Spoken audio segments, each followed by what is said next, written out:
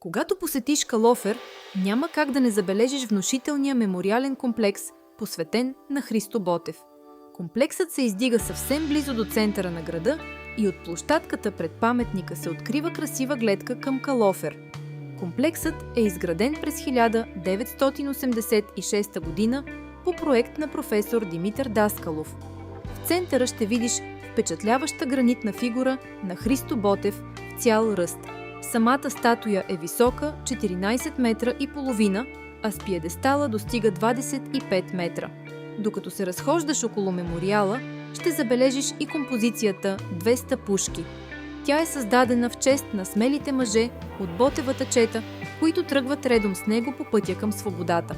По пътя към паметника ще видиш внушителен релеф на български лъв, издялан от гранит. Този символ на сила и свобода допълва патриотичния дух на мястото и напомня за непреклонния характер на народа.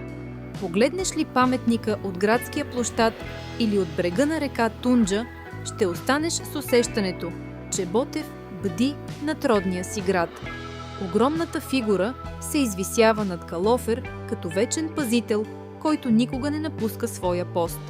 Това е място, което си заслужава да посетиш поне веднъж в живота си. Тук можеш да усетиш духа на Ботев и да се докоснеш до неговата непримиримост. Ще осъзнаеш колко дълбока е връзката между българската история, Балкана и стремежа към свобода.